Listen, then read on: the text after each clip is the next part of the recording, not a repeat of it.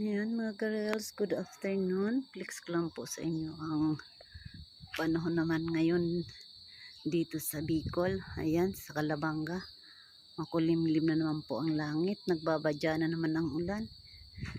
Nandito pa ako sa taas ng building para alisin ko po itong mga ito po para hindi siya magtipon ang tubig. Alisin ko siya. Lilinisan ko po yung kanal para dire-diretso lang ang tubig. Ayan po maya maya po uulan na naman yan mga ka-reels. Tingnan mo ang panahon ngayon, maulan. Nandito pa ako sa rooftop kaya halos kadikit ko na ang langit. Ayan po mga ka-reels, thank you for watching.